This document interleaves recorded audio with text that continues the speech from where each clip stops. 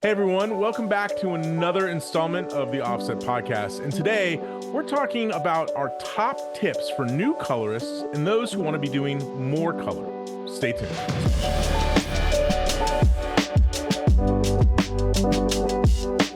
This podcast is sponsored by Flanders Scientific, leaders in color-accurate display solutions for professional video. Whether you're a colorist, an editor, a DIT, or a broadcast engineer, Flanders Scientific has a professional display solution to meet your needs. Learn more at flandersscientific.com. Hey everybody, I'm Robbie Carmen, and that is Joey Deanna. And Joey, today we're going to be talking about something. It's actually not an idea that we came up with. It's an idea that we got from our buddy Josh Peacock. Josh is an awesome colorist based out in LA. He does a lot of reality stuff. We've known Josh for, I don't know, probably a decade plus, and he's always just a good font of information, and he had some great ideas for some various podcasts. But one of the ones that he suggested, and I think we gravitated to pretty quickly, was the idea of our kind of tips for people who are new to the color industry, are also those who might be doing something else in the industry but have an affinity towards color, want to be doing more. I'm thinking of editors, DPs, etc., who all dabble in color. It's a great topic from Josh, and I think we have a lot to say on it. But before we actually dive into those tips and those things that we think are important, I did want to say one sort of table setting kind of thing, and that is the industry is very different than when we came up in it 20 or 25 years ago, right? You know, when we started, you know, in our early 20s at some of these places, there was I don't know, this thing called a facility that doesn't exist as much as it used to. And at those facilities, there was heavy iron equipment that cost hundreds of thousands, if not millions of dollars. There really wasn't, you know, freelance colorists in the sense that we have today.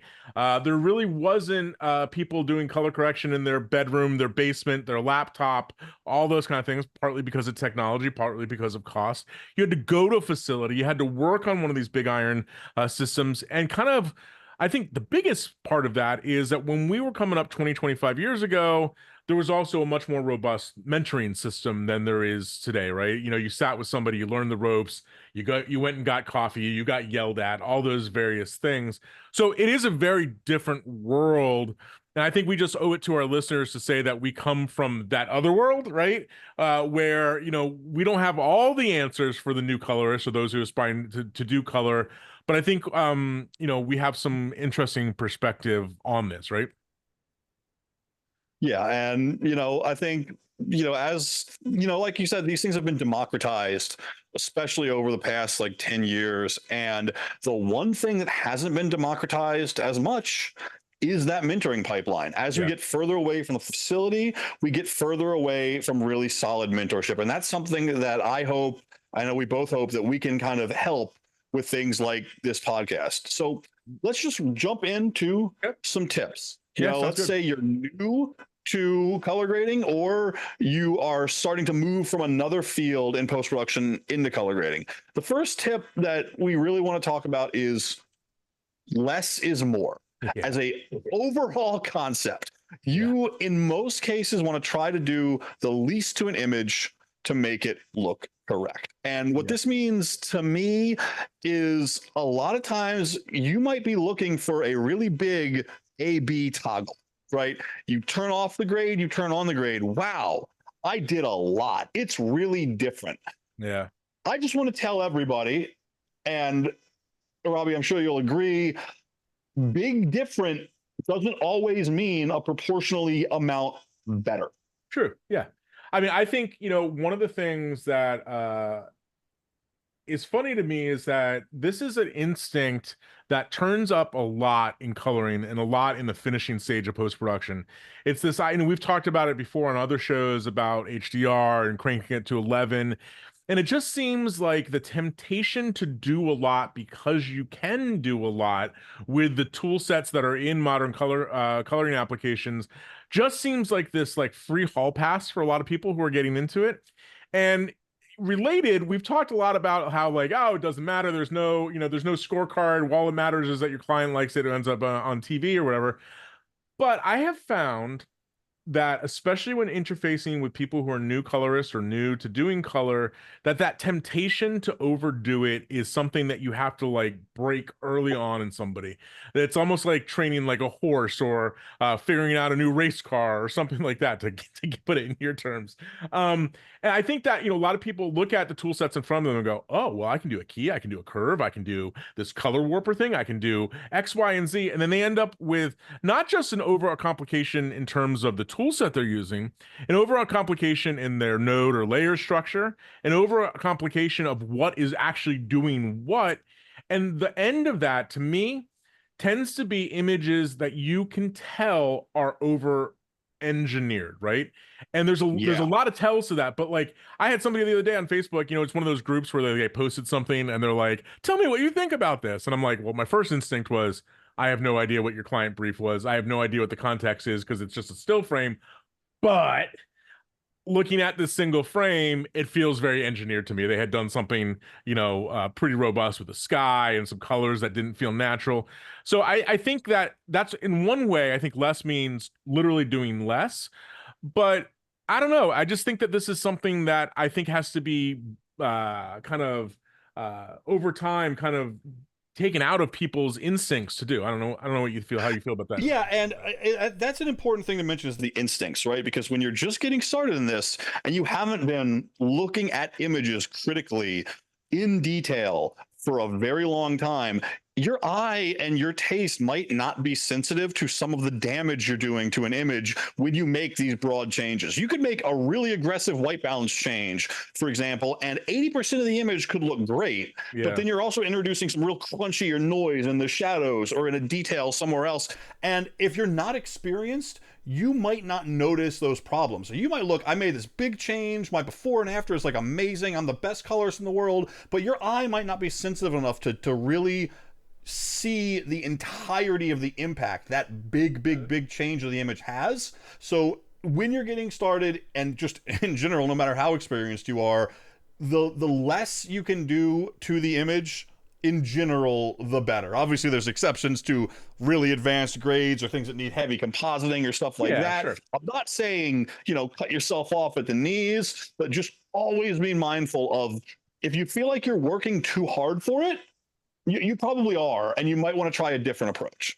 Yeah, and I think I think there's three things that come to mind that I'd rip on this particular one. Number one, we've heard it a lot from a lot of experienced colorists. We say it a lot. I think we owe this phrase to our pal Walter Vapato, but it's the idea of respecting the photography first and foremost. Your job is not to reinvent the photography. Your job is to enhance or correct small problems in the photography. I agree with you. If you're finding yourself totally reinventing the image, chances are it's not a very good production. And now, with one caveat here, and I think we're kind of bouncing around it, but if you are new, you're not likely getting the highest quality starting images either. So like anything else, it's a balance. You might find some of these things you do need to hit with a pretty big hammer, but just always be mindful. Yeah, I think the other thing that comes up, not the second, because this is like the ninth, but the other thing that comes to mind about this is that I think there's so much talk about precision, like, oh, it's 32-bit float, you can do this, you can do that, you can do this, which leads people to, I think, have the idea that coloring in no way is a destructive process, and I disagree with that, because at its heart, you are fundamentally changing what the pixels are doing in the image, right?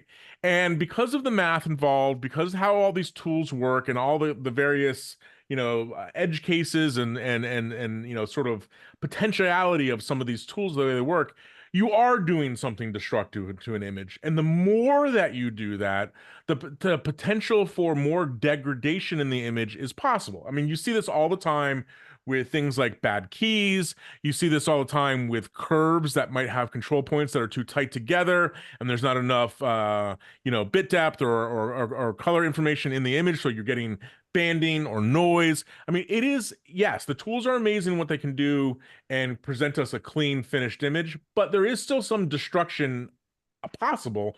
And I think that the more that people bend and push and pull on the image, that's the other thing.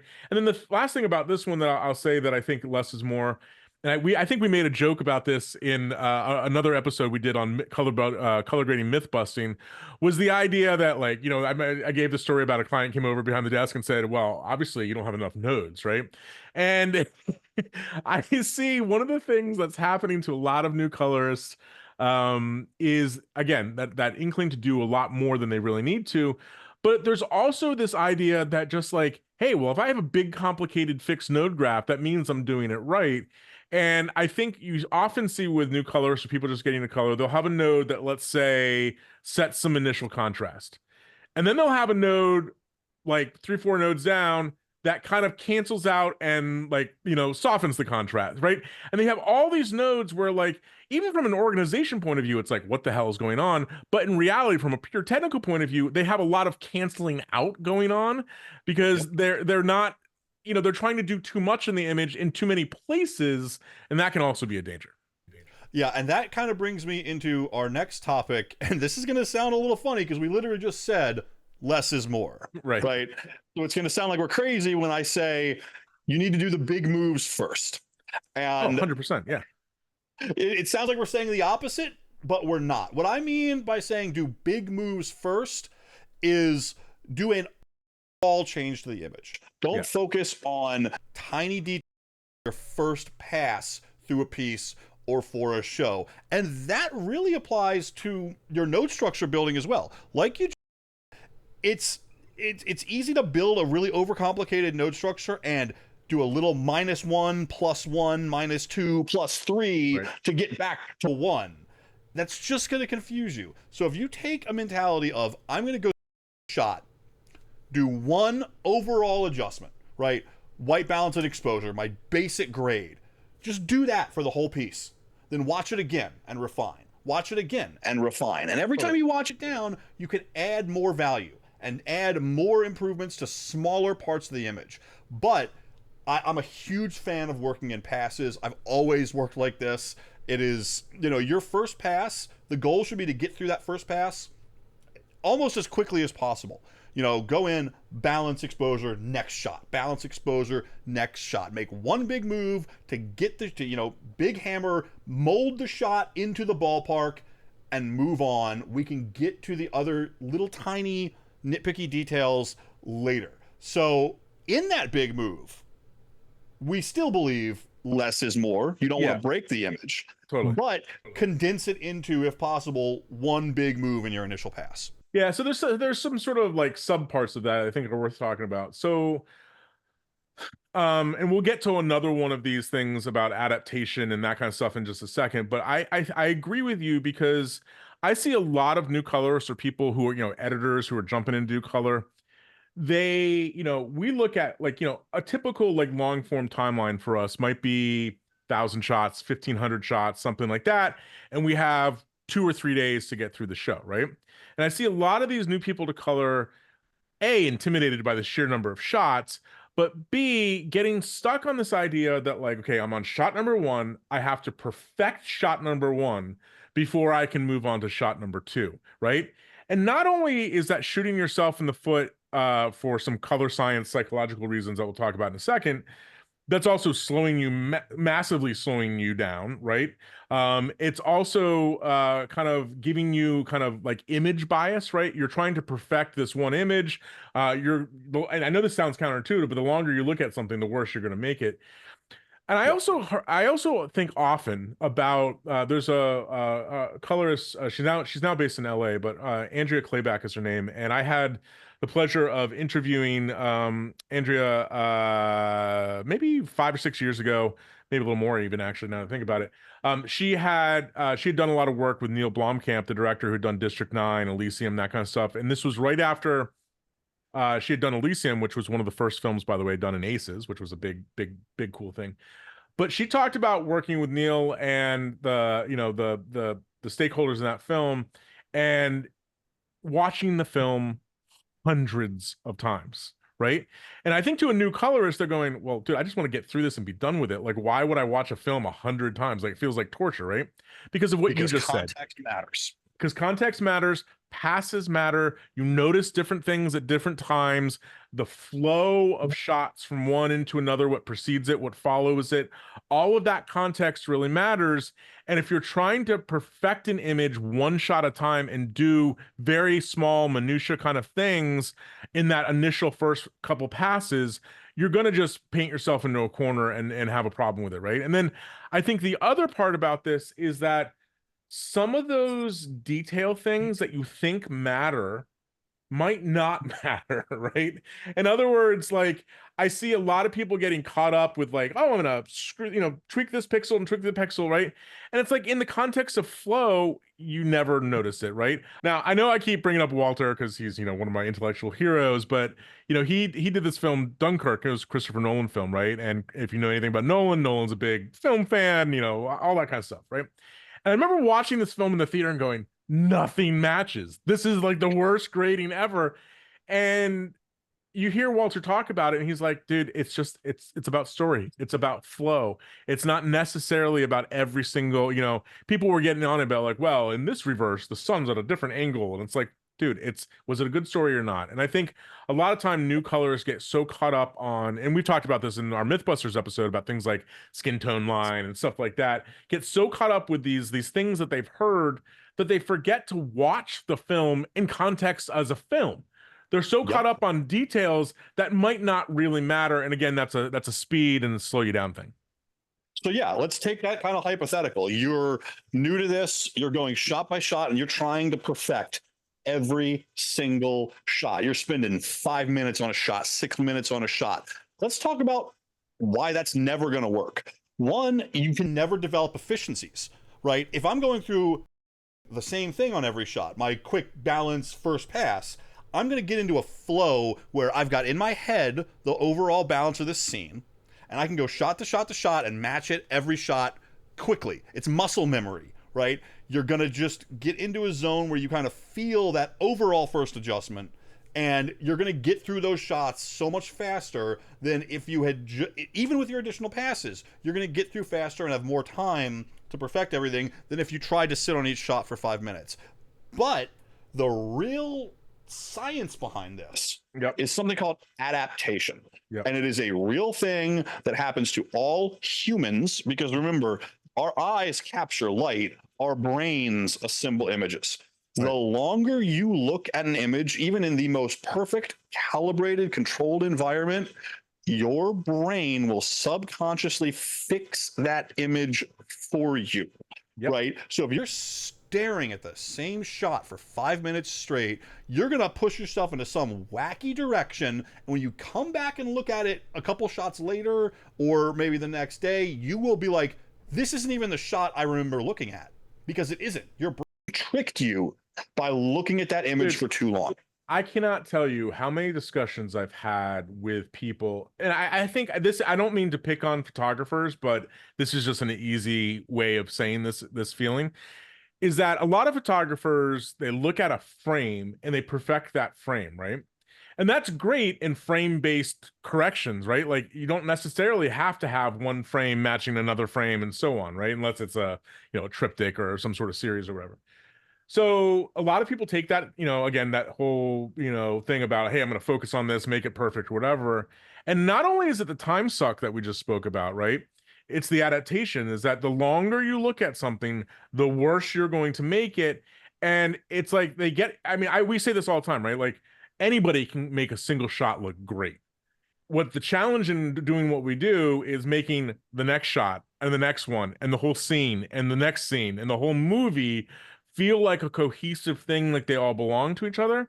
And you're 100% right about this, that the longer you look at things, the worse you'll make them. And that plays into the big moves, add value, move on thing, right? It's like, I didn't say this when we talked about it a second ago, but the other part about working in passes that is an adaption fighter. I mean, that's really what we're talking about, is fighting adaption. By working in passes, you're fighting that process of adaptation. But the other thing you're also doing is like a value add, right? If you have a 1,500 shot timeline and you have 3 days to do it, if you're stuck on each shot, you're not going to get to the end. The whole thing, I never want to be in a position where I've graded 70% of the shots and I ran out of time for the last 30% of the shots, right? So that big honking moves thing also just lets me touch every shot. So if somebody pulls the plug, I run out of time or whatever. Well, guess what? At least I've touched every shot. I've improved slightly every shot. Even if they're not perfect matching or whatever, I've done something. That's something I wanted to mention earlier. But from an adaptation point of view, that workflow passes helps you battle adaptation. And I think to a lot of new colorists or those who trying to do color more, it's not just that part, Joey, that focuses in adaptation. There's other color science, psychoscience, or whatever that phrase is, that affect this. When we've talked about these things before, in room environment, big one, right? It's crazy how many people try to do color critical things in rooms that have like, the pink spill on the wall, like you have for the podcast, right? Or they have windows where light's constantly changing, or all that kind of stuff, right? So those are all contribute to that. I would also add to the fact that adaptation is not a weakness because it happens to everybody. And one of the ways that I think we get, the higher end professional colorists, fight this, the things that we just mentioned, but also a big one is taking a break. It's Take a break. amazing how often, and this is the situation that I hear all the time from people, new colors. They go, all right, man, I got Resolve or I got whatever, Metri, and I'm getting into the shot and, pulling the thing. Everything looks killer. Like, I'm going to win an award. This looks awesome. Let's go and take a break. Let's go grab some lunch, right? They come back, they sit down in front of the machine and they go, wow, that looks horrible. Like, did something change? Did the balls on the color panel start moving? Did somebody sit down at my desk and tweak something? No, that's not what happened. The fact that you were adapting to that image, as you just said, and your brain was making you think that it was all right, and you sit back down in front of it and go, well, now it's yellow, now it's green, now it's too contrasty or whatever. A lot of colorists will get egotistical and say, I'm a colorist. I have perfect vision. My Right. eyes are my living. I'm Yes. wonderful. And yes, you can exercise your sensitivity to perception, and the more you do this, the more you can spot things. But the best colorists are the ones that understand that all human vision is fallible. Yeah, and totally. we can take intentional steps in our workflow to minimize that. That's how you get the best results. Now, I'm not saying that I have not been victim to just pushing through and getting something done and it's midnight, 1 o'clock, whatever, and I got to get it done. But 9 times out of 10, probably 9.5 times out of 10, the play that I would suggest for everybody, including us, is at a certain point, go home, go to bed, come back the next day, fresh eyes, new feeling, you break that adaptation. But if you don't have that time, even taking that 5-minute break, walking around, coming back in, and this is actually a big one. When you come back into your room, like, give yourself a few minutes to just kind of get settled before you bite back into it. Because if you're like outside grabbing lunch or in the hallway and there's tungsten lights and it's bright or whatever, and you sit back down in that room for that first few minutes until you kind of get used to that environment again, you're going to be making similar bad decisions, right? So that's a bad thing as well. Another one that's related to all of this that I see, and we talked a little bit about this in our myth busting episodes about the skin tone line, but I think that new colorists and new people getting into this game have been brainwashed to a certain degree that if the scopes look right, that means that I have a good looking image, right? And I have this really funny anecdote about this that I did years ago. I was leading the class and I had this exercise where I hid the viewer basically so nobody could see it, right? And I just showed them a scope and said, tell me about this shot, right? And just to visualize this for our listeners and our viewers, think about a vector scope being pushed heavily towards yellow red, right? And the waveform had a big peak right kind of in the middle that was a little clippy, right? And I said, what are we looking at, right? And they're like, oh, well, we're looking at, it looks like it's warm. It looks like it's bright. It's probably, people on the beach at sunset, right? And I'm like, okay. And so people kept guessing about what it was. And I turned the viewer on and they go, oh, right. And it was this guy sitting in a desk chair with a big tungsten light that was clippy, right? And had this big orange thing, right? And I said, what do you think now? And they're like, well, that's not what I was expecting. And so I bring that up because people look at scopes thinking that it tells 100% of the story. All a scope does is give you information that you as the user need to interpret and adapt to how you want the image looking at it. So to play that out further, if my client brief was, I want everything to be cool and blue or whatever, right? Like, you look at the scopes and you go, that's not the story that I'm telling, and you just push everything blue. Guess what? Like, it could look terrible because you're not actually looking at the image. You're looking at scopes and you're going, well, this is perfect skin tone, this is perfect contrast, this is perfect flow. And I just think that's a mistake. I used to be of the attitude of like, oh yeah, I can do anything with scopes. And more and more and more and more and more, like, I don't even like look at my scopes all that often. I mean, I do for technical things, like if you're doing something in HDR, I'm trying to hit 1,000 nits, or I'm trying to hit exactly a brand color or something like that. But to me, the bigger thing is that feel and that flow works. It's less about perfect skin tone, perfect contrast, that kind of thing. So to me, I'm a little bit different in my attitude here because I do look at the scopes constantly. If I am grading something and I don't have the scopes up, the second I make an adjustment, I feel uncomfortable because I don't see it changing in a scope. But to me, the scope is a tool to visualize those perceptive things where your brain is playing tricks on you. And that's it, right? So when I'm grading a shot, I'm looking at the image and then maybe out of the corner of my eye watching the scopes to see how big of a percentage change I'm making and just feeling that out so when I go to the next shot I can kind of match it. You know what I mean? It's all relative generally. Well, yeah, I agree. I certainly agree with that part. I'm not saying that like I don't use scopes. Like, and shot matching is a perfect example, right? You're trying to match contrast between two shots, you're trying to match peak luminance, saturation, and that kind of stuff. I'm just saying where you get into trouble is like, I have to hit 100. Right. I have to hit 0. Right. I need to have this ratio between this to this to this, and that has no validity at all in anything to make an image look good. But again, like the skin tone's a good one. Like the 0 to 100 is a great example. I just think that people get so dogmatic about what a perfect image looks like that they use that as a crutch to the destructive things that they're doing to a shot. Because right? also, right? if a perfect image, if all perfect images looked the same on the scope, if all the best images had the same scope output, there would be no artistry in this, right? We'd all be robots. I think the other thing that bothers new colorists and people that are getting into this is that sometimes the intent of, especially when it comes to color balance, but also somewhat to contrast as well, the intent sometimes, if you are not on the same page as the people in production, right, the idea of intent can get lost.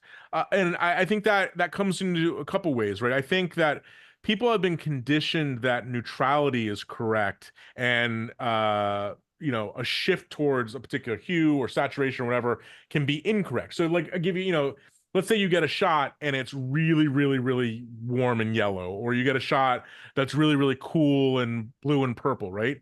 I think the new user is going, well, that is not neutral. I need to fix that, right? And I think that goes back into some of the engineering thing that we were talking about a little bit before, like that kind of stuff, right? Like, if I get an image that is really blue, my first question is, hey guys, this was intentional, right?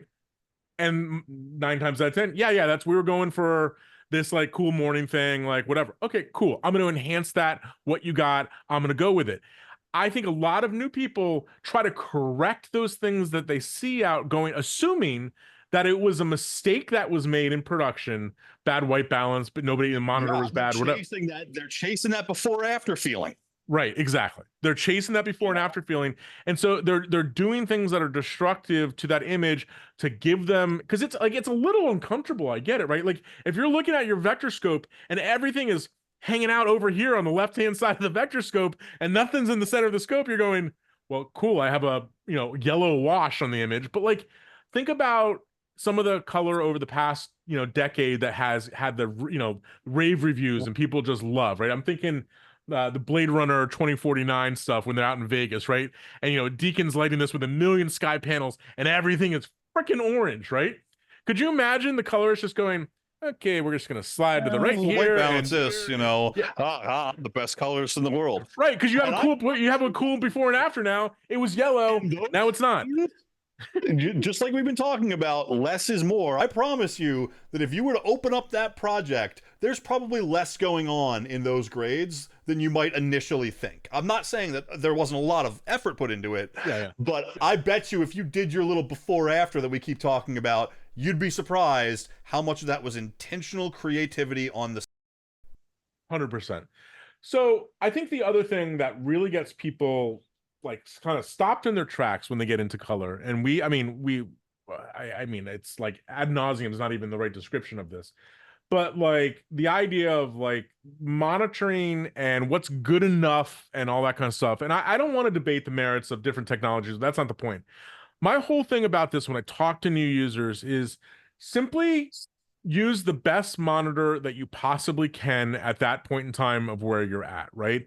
Yes, you can talk to purists who will argue and will say things to you like, you'll never get good results on your LG OLED or whatever, right? Like, I get it. There's certain things that are limitations of certain display technologies, and there's certain things you might not see. Like, at the very high end, yes, we want to have true reference, it be 100% accurate in every measurement that we can possibly give.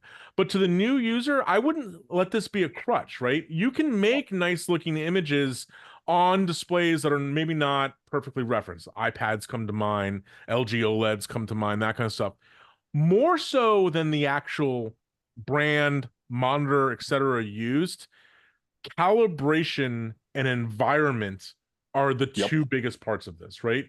You can make great looking images on not a perfect reference monitor if it's pretty well calibrated and you're in an environment where you're not being influenced by that environment.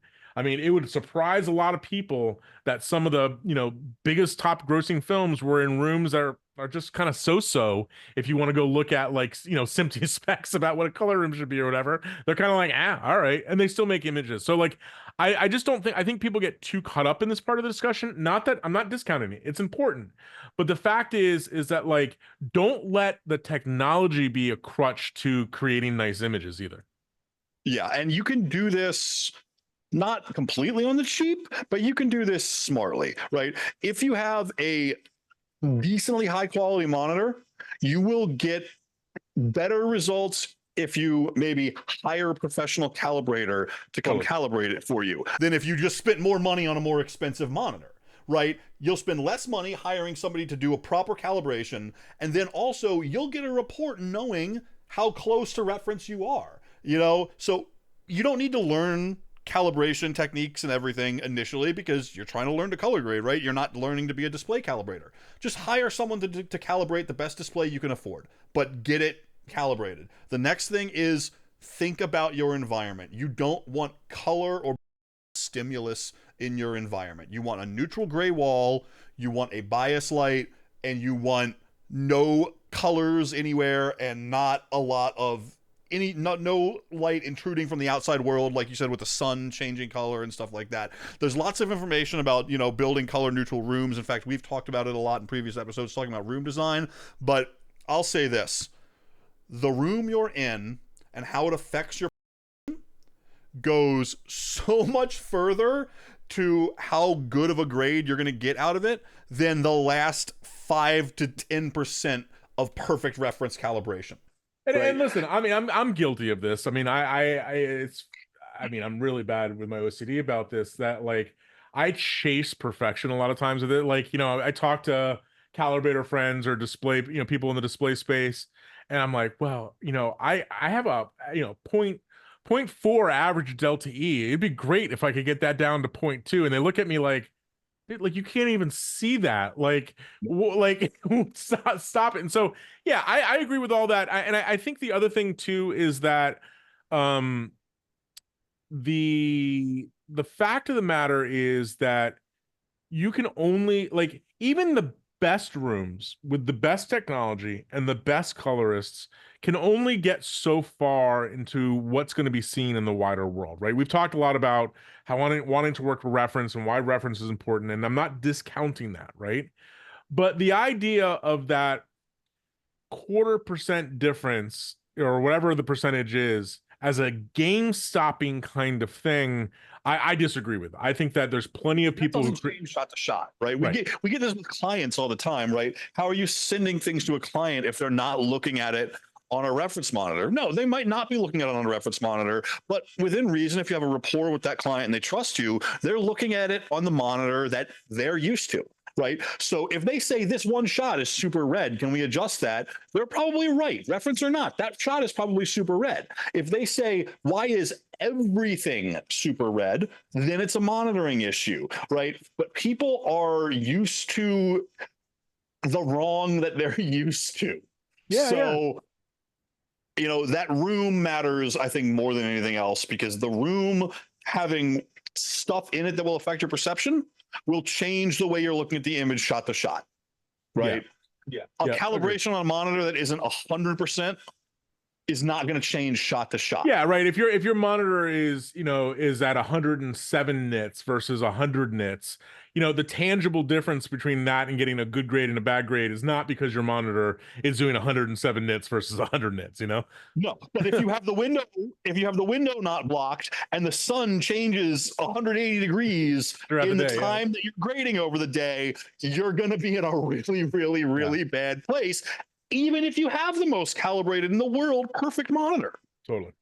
I think related to that is, and I think this is a relatively new thing since we've seen the introduction of color management pipelines in tools. And this kind of is related a little bit to node structure and overcomplicating things and that kind of stuff.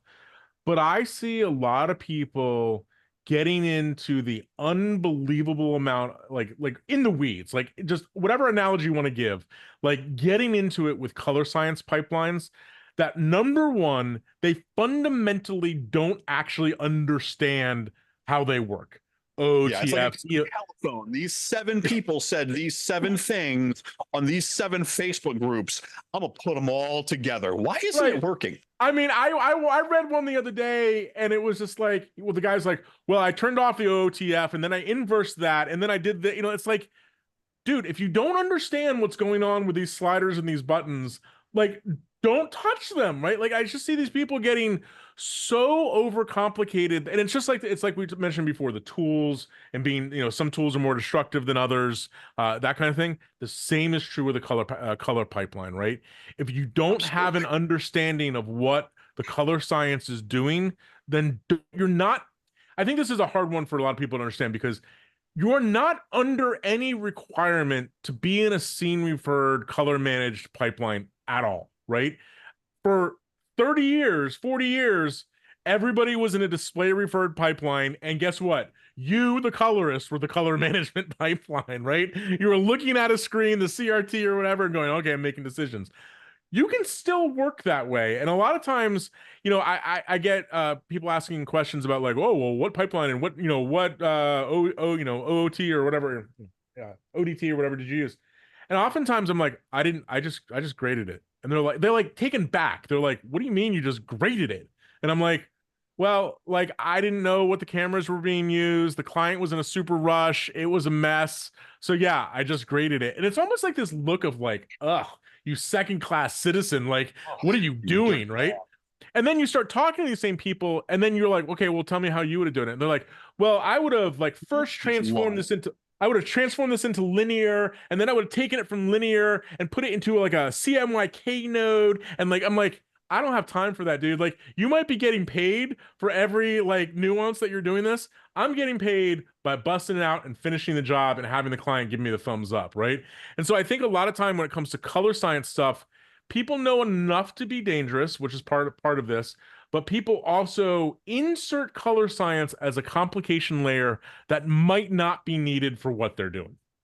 100%. Now, I'm going to contradict you a little bit here because we are talking about the new colorist. Yeah. And I do think in most cases, new colorists are going to find advantages in working scene referred.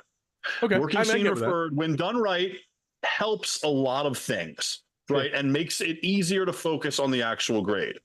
But that is to say, go back to less is more. You don't need a huge node tree. If you've seen any of my node trees and you're just getting started, Don't do emulate not those. try to emulate them. Go nowhere near them. I do some crazy stuff, but But you most of understand those what's going things on. are turned off, Yeah. right? Camera space, intermediate space, output transform. Those three things, nothing else is necessary for a very, very, very solid scene referred workflow. Keep it to that simpleness so you can, have all the advantages of working scene referred. Having it handle things like the input transforms and the balance and the matching and stuff like that so you can focus on the grade. But do not go trying to break that workflow apart and reinvent your own unless you are really advanced at not just color grading, but color pipeline management specifically, right? There are colorists who are some of the absolute best creative colorists in the world who know nothing about color management because they have a team of color scientists that handle that for them, and they let them do their job, and they come in and they make the most incredible grades you'll ever see because they're just focused on that creative. Yeah. You do not need to dive into massively deep color science immediately. Just like I said, you don't need to dive into being a display calibrator immediately or ever, right? Yeah. Focus on the creative and technical aspects of grading instead of trying to learn 50 other disciplines that are related but not the actual grade at the same time. Yeah, and I think the last thing I'll say in this conversation is that it sounds like we don't allow for time to experiment and try things or whatever. And I actually think that is a great way to kind of end this discussion is that to get into color as a new user or somebody who wants to be doing it more, you do actually have to allow time. The way that you get better at this stuff and the way that you understand things like node tree structure and color pipelines and all that kind of stuff is to actually allow for some experimentation time and to build that into your flow, right? Because the reality is that when you're stuck in the thick of it with a client, with a project, and it's deadline driven, we all tend to go with what we know, right? And we can get in big trouble when we want to experiment. I mean, I remember a project where I brought somebody on to work on the project, and they did everything in what is it called? lab mode, right? Just because like it seemed cool, right? And they painted themselves into such a corner that it was just like, well, how do I get out of this, right? That time for experimenting with stuff like that, I mentioned linear before and those workflows, color management pipelines. Like the time to do that is when you're not being hammered by a client to deliver something, and you can really get a feel for what works, what you like about it, what you don't like about it. Great pace, but like people are like, well, top end colors don't do that; they just work. No, that's not true at all.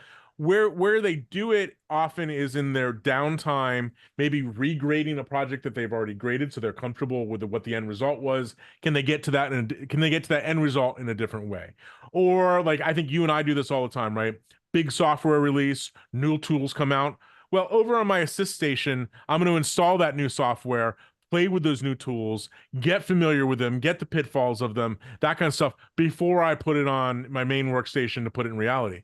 And part of that process too is figuring out where, how, when you can use new tools, new parts of the pipeline. You're under like, I had this discussion with somebody the other day, Joey. It was really funny. I'm actually curious if you've used this. So somebody was like, well, I use the color warper and everything. And I said to them, I was like, I don't think I've ever used the color warper. I've never used it. And they looked at me like, what do you mean? How could you have never used the color warper? It's a new tool in Resolve. And I'm like, yeah, I know what it does. I understand how it works. I just never found it good for me. And they were And that goes back to the big moves first, because the color warper is a very targeted adjustment. Right. But they were flabbergasted that just because a new tool is there, that I haven't like inserted it already into my workflow and my pipeline. And I'm like, it just doesn't work for me and what I need to do. I depend on other ways of doing similar similar things that have muscle memory, whatever. Not to say that I'm poo-pooing the color warper. It's just an example just one example of this. But I think it's important as you discover new tools to also understand that a lot of these tools and a lot of these workflows, there's a tremendous amount of overlap, right? There's more, there's more ways to do something in modern color correction tools. Like there's not just one way to do it. You could accomplish what the color warper does with other tools, right? With, secondary curves or whatever. Like there's a lot of ways you can insert in there. And so I just think that a lot of new users need to build time to experiment and find what works for them, but also just not feel that overwhelming requirement to use the new hotness, right? Just because something's new and cool. Like I've been experimenting a lot this past week in Resolve 19 with the new node layer stack kind of thing, right? And I'm sort of like, it's cool. I'm not sure if I'm going to integrate this yet into my workflow. I'm going to use the absolute crap out of that, but I need to sit down and really figure out how to integrate it in my workflow. And the time to do that is for a real job until I've done 10 experiments with it to try to iterate myself into a good workflow. Yeah, and so I think the end point here, the bottom line for the new user is build that time into your flow of a week, right? 20 minutes to experiment with this, 30 minutes to experiment with that. Try some different shots, but don't paint yourself into a corner by feeling I got to use this new tool. I don't understand. Somebody I read on the internet says I have to use it, and then automatically because that's where like you end up ruining your images. You get bad results. You get clients mad, and it's a confidence killer. And I think at the end of the day, Joey, that's the end of the story here. Is that a lot of colorists that I know, and I think a lot of our listeners and viewers know, they're good at their jobs, but there's one thing that defines all of those top colorists, and that is confidence in what they do, right? That they never present this idea of, well, I don't know how to handle that situation, or I don't know how to get to what you want, right? Color is largely about confidence. It's about communication with people and extruding confidence and displaying confidence. And so I see a lot of the top end colorists in the world who might not know anything about XYZ tool or color pipelines or whatever, as you mentioned, but goddamn, they can exude confidence and make those clients happy doing what they know how to do. And that's a big part of it to new clients. If you haven't already, go back and take a listen or watch to our episode on assistance, because we talk a lot about this kind of thing, confidence, communication, and that kind of stuff with new users, because that's part of it for a new user, I think, for sure. Yeah, I think just to kind of close out with my last final tip, and we've mentioned it on probably almost every episode of this podcast, and I mention it every chance I can get. All of the technical stuff aside, all the creative stuff aside, this is still a people business first. Yeah. And always be aware of that. Always be aware that how you communicate, how you talk about these technical things, how you discuss ideas and present things to your clients matters so much. Just never lose sight of the fact that this is a people business and all of the other things that entails. Absolutely. Very cool. Well, for those who are new users, hopefully this has helped you get a little, some ideas percolating in your head about things you need to consider as you're diving into color. I just think that, the democratization of color tools is amazing for creativity, for doing amazing things. And, as you get into it, efficiency, workflow, all of those things are important, but also just like have fun with it. I see so many people getting so caught up with having to play by the rules and being dogmatic about it. Like there's, again, I know I said there, we talked about the scorecard earlier, but there really is no scorecard. The only thing you have to pay attention to is not making bad images. And if you can work on making bad images, there's no checkbox on what's correct. It's just not bad, right? That's really all I come down to. Like, you can have a really cool images. It might not be my cup of tea, but as long as it's not bad, as long as it's consistent, as long as it flows, like you can make whatever you want. So it's very cool. For those of you who are new to the podcast, thanks for listening and checking us out on YouTube. You can always follow us on YouTube. Please like and subscribe there. That always helps us out. The podcast is available on major podcasting platforms, including Apple Music and Spotify and Amazon and Google Podcasts. So wherever you see it, please like it and subscribe. Tell your friends about it. Every little like and subscribe goes a long way and really helps us out. You can also go over to theoffsetpodcast.com where you can find episodes. You can also find show notes. We don't talk about show notes ever, but that's another thing that really only appears on theoffsetpodcast.com is various links out to show notes and other articles and stuff that we talk about. So feel free to go over there. We also have a submission button for new ideas, new topics, anything you want to add that helps us out. It actually goes right into a lovely Monday.com board that Joey designed, which we'll talk about on a future episode Monday for small post-production businesses. Big thanks as always to our sponsor, Flanders Scientific. Without you guys, we wouldn't be able to do this. Big thanks to our editor, Stella, who makes us sound somewhat intelligible. And for all of our listeners, followers on Instagram, thank you so much for checking out the show once again. Again, please tell your friends if you like the episode and you like the series. And yeah, we'll be back in a couple weeks with another installment. So for the Offset Podcast, I'm Robbie Carmen. And I'm Joey Deanna. Thanks for listening.